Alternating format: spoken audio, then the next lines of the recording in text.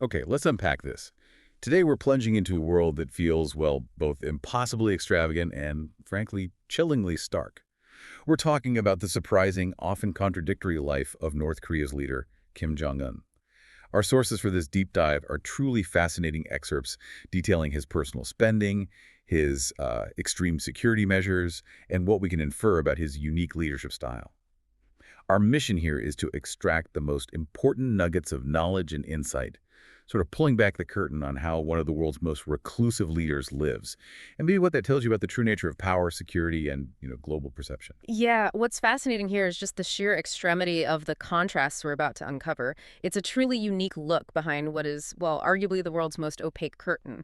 That opacity is exactly why these sources are so crucial, isn't it? They offer this rare glimpse, and what they reveal right from the start is, well, it's jarring. Our sources introduce Kim Jong-un with a description that might genuinely surprise you. It claims, there are very few people in this world who have immense power, and their style of governance is extremely merciful. Hmm. Among these personalities is only Kim Jong-un. And that immediately is where the paradox just hits you. Because just a few lines later, the very same source recounts that in 2013, Kim Jong-un had his own uncle executed brutally. Right. And beyond that, it's also widely believed he had his stepbrother murdered in Malaysia, specifically because that individual was apparently becoming a threat to his position. I mean, I'm grappling with that initial contradiction right there. Yeah. How do these two wildly disparate images, the merciful leader and the brutal actor, how do they coexist in the same narrative? What does that tell us about the kind of reality being constructed around him? And more importantly, maybe for you listening, what does it reveal about the nature of absolute power when such narratives can be presented side by side like that? Well, exactly. I think this isn't just about, PR. It feels more like a strategic weapon. By maintaining this public facade of mercy while ruthlessly consolidating power internally, he kind of leverages paradox itself as a tool for control. A tool for control. How so? It keeps both his loyalists and the general populace in this state of calculated uncertainty, perhaps. It's a dual message, isn't it? Mercy for those deemed loyal, but absolute terror for any perceived threat. This ambiguity, this not knowing, it actually reinforces his control, making everyone second-guess his intentions and ensuring, well, absolute obedience. That makes a chilling kind of sense. Given that unsettling paradox, then, it makes you wonder what other layers of control are at play. Mm. And that leads us right into the truly extraordinary lengths Kim Jong-un goes to for his own safety. I mean, this isn't just standard security detail we're talking about. It's something else entirely. Well, absolutely. The sources describe these highly trained martial arts artists who don't just jog alongside his car when it's moving slowly. Right. I read that part. They seem to materialize from nowhere, forming this kind of impenetrable human shield around the vehicle. It's quite visual. Wow. And when he travels by air, it's not just one plane, it's two identical planes that accompany him. Two. Why two? Specifically, the source says, so that no one knows which plane Kim Jong-un is traveling in. Pure obfuscation. Okay. That's wow. And get this. A staggering 90,000 people are apparently always ready, 24 hours a day, to be made to feel special, which hints at a dedicated security apparatus on a scale that's, well, hard to even imagine. 90,000 people. That level of security is already astounding, but our sources indicate there was a specific catalyst, right? Something that ratcheted up even further. Yes, that's a critical detail. Apparently, back in 2013, according to his government, America and South Korea together planned some kind of alleged biochemical attack on him. An alleged biochemical attack. Right, right. And that perceived threat, whether it was entirely real or perhaps exaggerated for internal consumption, who knows?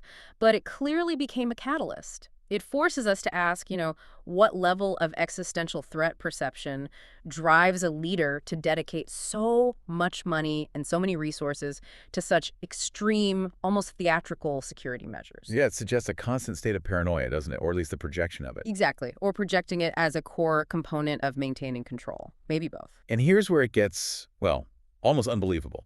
Despite this immense spending on security, and keeping in mind the international sanctions meant to curb luxury imports, Kim Jong-un lives this life of just jaw-dropping extravagance. Oh, the details are quite something. He's often seen in these luxury cars, specifically Mercedes-Benz Maybach S600s and the Pullman Guard version. Those are not cheap cars. Not at all. No. Prices range from, well, the source mentions rupees, but it translates to roughly 900,000 US dollars to maybe $3 million for one car. $3 million. Yeah, and despite those import bans, he owns a private 95-foot super yacht. Reportedly cost around 10 crore rupees, so about 1.2 million US dollars. It's even been spotted in North Korean state media photos, apparently. So they're not even hiding that. Doesn't seem like it. Right. But perhaps most striking are his personal habits mentioned. The source states he has an addiction to whiskey and cognac, imported from all over the world, and reportedly drinks 2 bottles of alcohol at once. 2 bottles. Wow. And one report claims his annual alcohol spend is, well, staggering.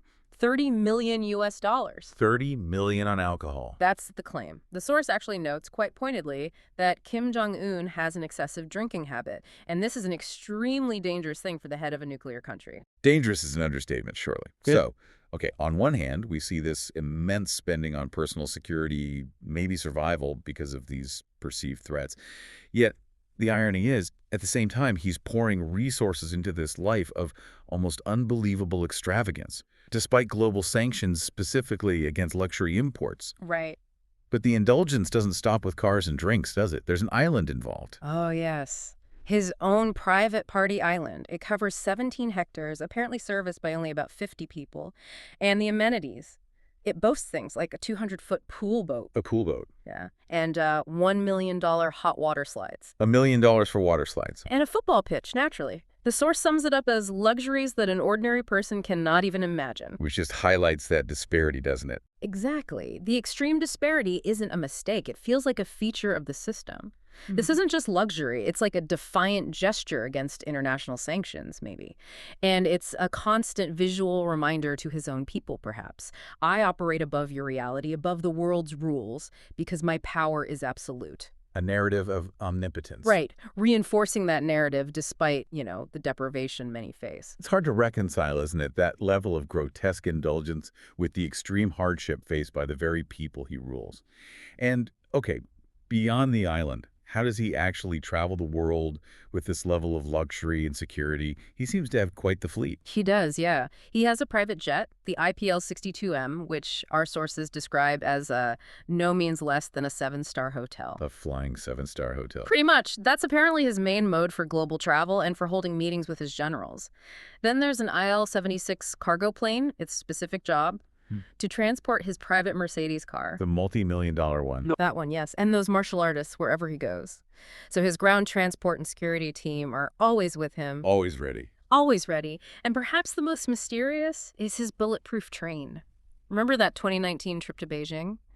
For that private meeting with Chinese officials? Vaguely, yes. It was all very secretive. That was the train. 21 green coaches. The whole thing is bulletproof, tinted windows so no one can see inside, and apparently bullets won't affect the body. And the fascinating part, the source says, no one knows about the facilities inside this train to date.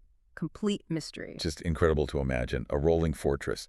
So what's the cumulative impact, then, of all these measures, these planes, the train? How does this whole arsenal of transport further cement his power and maybe his isolation, allowing him to operate entirely on his own terms? Well, it enables him to maintain this unparalleled level of personal security and privacy, even while engaging in international diplomacy.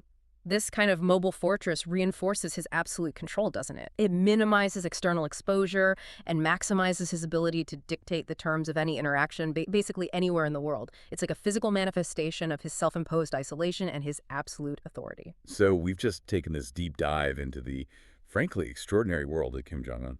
It reveals this really striking blend of extreme luxury and, well, profound paranoia. A world where his public image, that merciful governance idea, stands in such stark contrast to these documented acts of brutal power consolidation. Our sources have painted this picture of immense personal indulgence, backed by security measures that must consume vast resources and manpower. Yeah, and if we try to connect this to the bigger picture, it really highlights how absolute power, especially when combined with a culture of isolation and, unquestioning obedience, how it can manifest in a leader living in a reality that's just entirely separate from their people, driven by what seems like a deeply ingrained need for control and personal security, really, at any cost.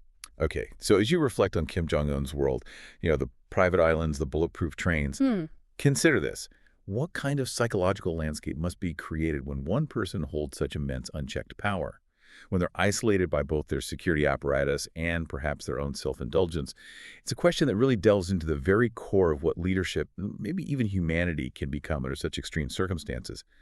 Makes you think,